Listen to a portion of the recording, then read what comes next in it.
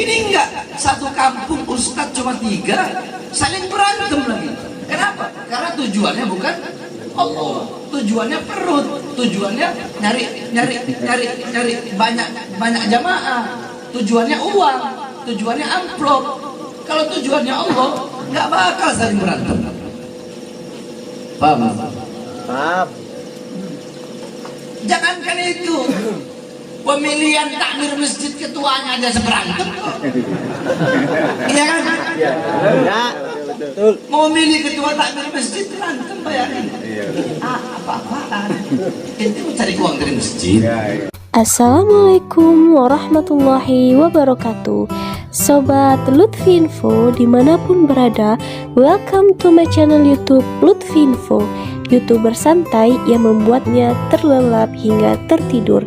Gerakannya seperti badai yang membuatnya terkejut hingga terbangun dari tidur. Salam takzim untuk semua.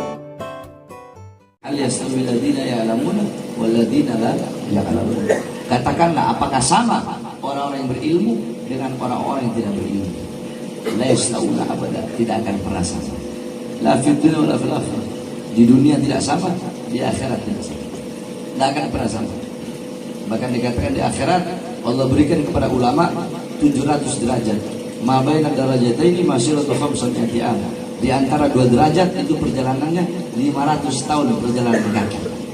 Dari derajat pertama ke derajat kedua 500 tahun perjalanan kaki. Derajat kedua ke derajat ketiga 500 tahun perjalanan kaki. Sampai 700 derajat. Ulama udah sampai di sorga, kita masih ngerangkak di mahsyar. Kita mau menyamakan diri kita. Jangan. Oh, sama-sama makan nasi. Agak orang goblok. Enggak ngerti Al-Quran, ngerti agama. Jangan pernah menyamakan diri kita dengan para ulama. Ulama, ulama nggak sama. Di dunia nggak sama, di akhirat nggak sama. Ente memandang wajah ulama, ente pikir sama.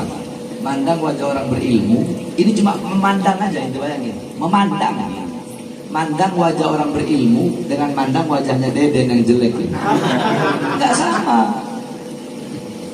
Nadhruka qala Rasul, nadhruka ila wajhil alim nadratan fa fariha biha fa khalaqallahu min tilka nadhra malakan yastaghfirullah ila yaumil qiyamah. Ente memandang wajah ulama satu kali pandangan, pandangan kebahagiaan, pandangan cinta. Ente memandang ulama dengan pandangan cinta, maka dengan satu kali pandangan tersebut akan Allah ciptakan malaikat yang memohon ampun bagi ente sampai datangnya hari kiamat. Ente mandang wajah Deden, yang datang bukan malaikat, yang mohon ampun bukan malaikat, yang ada iblis datang ngelaknat ente karena mandang wajah dia, karena dia iblis. Sama memandang wajah ulama dengan memandang selain wajah ulama. Dari segi memandang saja nggak sama. Itu dari segi pandangan aja, dohiriyah nyata nggak sama. Kita mandang wajah ulama ibadah. Makanya jangan pernah menyamakan diri kita dengan ulama. Jadi pejabat harus tahu diri. Karena tadi dikatakan rusaknya manusia karena 2, ulama dan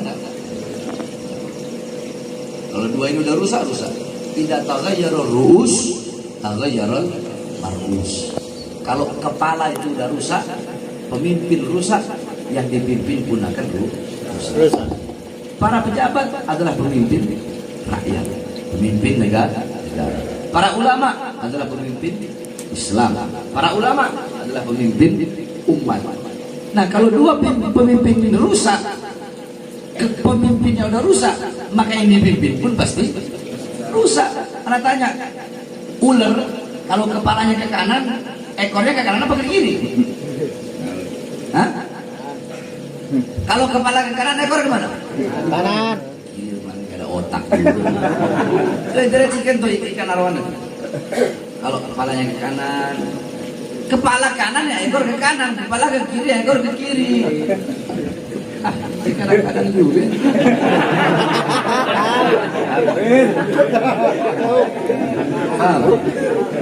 Nah, makanya pejabat harus tahu diri. Tahu dirinya apa? Tadi yang udah jelasin bahwasanya jangan pernah menyamakan diri dengan ulama. Sering kan ada bilang, ini karpet karpet yang diduduki. Karpet yang diduduki oleh orang yang menuntut ilmu itu lebih mulia, lebih utama, lebih agung daripada kursi-kursi kekuasaan walaupun terbuat dari emas. Muas.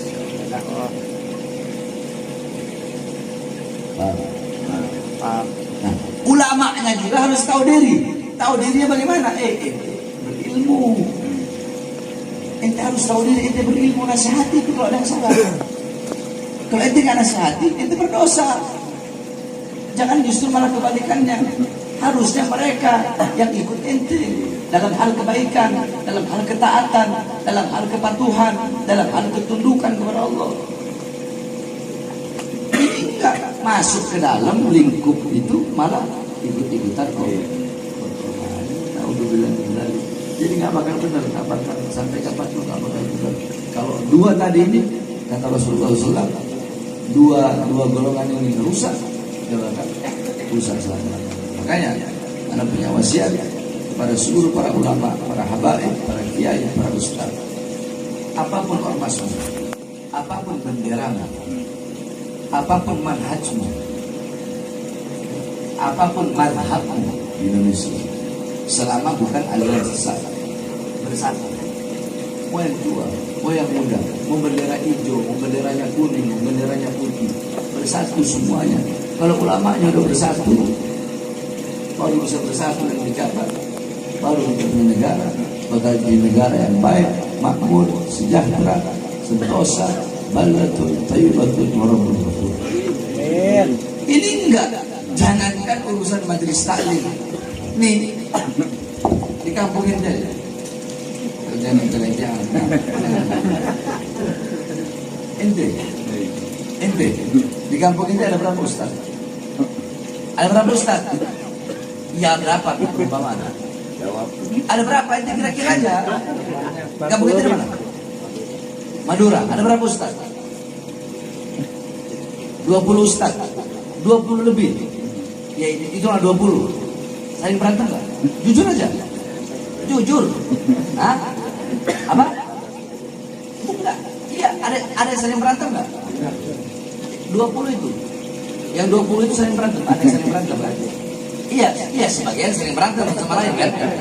Iya kan? Ente tahu kampung Ente itu berapa ribu orang? 3.000 orang. Andaikan Nabi dan Rasul yang 3.000 lebih Allah utus di kampung ente yang jumlah penduduknya 3.000, itu para Nabi dan Rasul nggak bakal saling berantem. Kenapa? Karena para Nabi dan Rasul tujuannya Allah. Ini enggak, satu kampung ustadz cuma 3 saling berantem lagi. Kenapa? Karena tujuannya bukan Allah, tujuannya perut, tujuannya nyari banyak jamaah, tujuannya uang, tujuannya amplop. Kalau tujuannya Allah, nggak bakal saling berantem. Paham? Paham. Jangankan itu, pemilihan takmir masjid ketuanya aja seberantem. Iya kan? Ya, betul. Mau milih ketua takmir masjid berantem, bayangin. Apa-apaan? Itu mau cari uang dari masjid. Kalau udah begitu nggak benar berarti. Pemilihan ketua takmir masjid berantem. Oh jangan milih ini, satu milih inilah. Urusan masjid berantem. Berarti udah niatnya nggak benar. Niatnya berarti bukan mau menghidupkan masjid, tapi cari hidup dari masjid. Nah makanya, yakni apapun benderanya, yakni jangan hanya karena berbeda bendera terus mau saling hasut, saling berantem. Apapun benderanya, ulama bersatu. Ketika ulama sudah bisa bersatu, baru umarok bersatu. Nah ketika dua golongan ini sudah baik, yakni sulfani, dua golongan yang sudah baik, maka seluruh manusia bakal baik. Manusia apapun agamanya, apapun bangsanya, apapun rasnya, apapun warna kulitnya. Mana yang saya sampaikan, semua kita di Indonesia ada Islam, kita mayoritas, ada Kristen terbagi dua, ada Katolik, ada Protestan, ada Hindu, ada Buddha, dan lain-lainnya. Kita yang Islam, walaupun kita berbeda-beda, ada yang mazhabnya Syafi'i, paling banyak Syafi'i, orang mazhab Syafi'i, akidah Asy'ari Maturidi, ada yang pakai kunut, ada yang enggak, ada yang macam-macam, ada yang maulid. Kalau kita orang maulidan, ada yang enggak maulidan. Kita saling menghargai. Walaupun hanya berbeda masalah furu'iyah, tapi kita disatukan dengan apa? Satu agama. Apa itu? Islam. Yang berbeda agama, kita disatukan dengan apa? Dengan satu bangsa.